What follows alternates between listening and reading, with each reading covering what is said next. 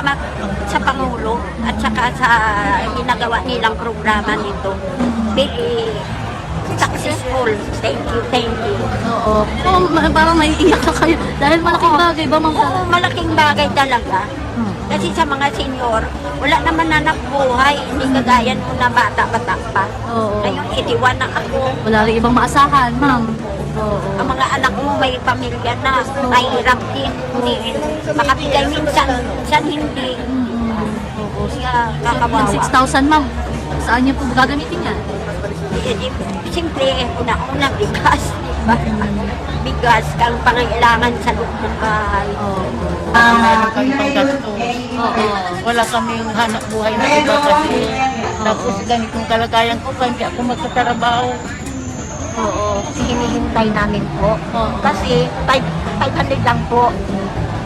Ako nag-start ako nag-pay out 2019. Hanggang ngayon, this year lang sabi nila na mag-ano tayo ng 1,000.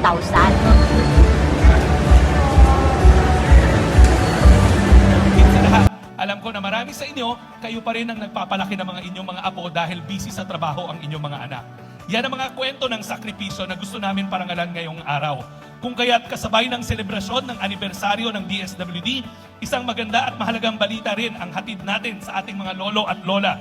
Dahil ngayong Pebrero, sisimulan na po natin ang implementasyon ng Republic Act 11916 o ang batas na nagpapataas ng social pension ng mga mahihirap nating senior citizen.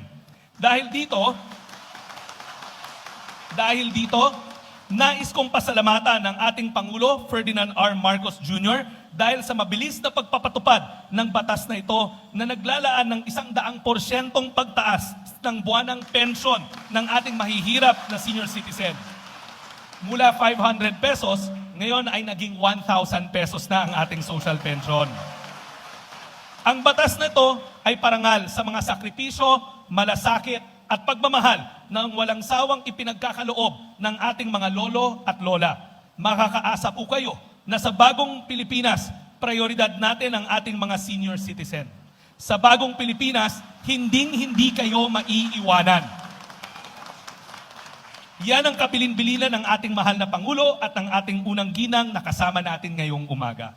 Ang buwan ng tulong na ito ay naglalayong magbigay ng dagdag na suporta sa ating mga kababayang mahirap na senior citizen, lalong-lalo na sa aspeto ng pagkain, medical at ibang pangunahing pangangailangan.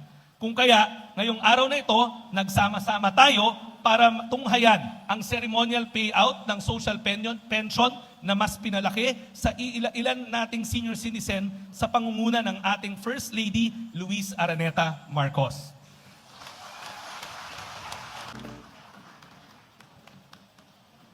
Magandang umaga po sa inyo lahat. Secretary Rex Gatchalian, yung ibang distinguished officers dito, at of course sa mga lolo at lola na nandito ngayon. Nandito po ako para i-extend my warmest congratulations to each and every one of you as we are celebrating the 73rd anniversary of DSWD. Bago po ako umalis ng bahay kanina, sabi po ng asawa ko, please say thank you to Secretary Rex and all the DSW officials for a job well done. Sabi po ng asawa ko, I should congratulate the angels in red vests. You are indeed the heart and soul of DSWD. Your empathy in action and integrity in service are the guiding principles for the success of DSWD.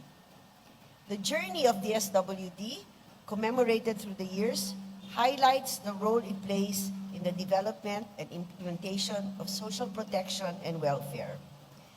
Itong araw na to is a celebration not just of the past and the present, it's a reflection of your tireless efforts and countless milestones that you have achieved to make our country better. So sa mga lolo at lola dyan, mga senior citizen, you are in good hands with DSWD. Congratulations once again to DSWD, and thank you for all the good things you do for our country. Congratulations again for all your remarkable achievements.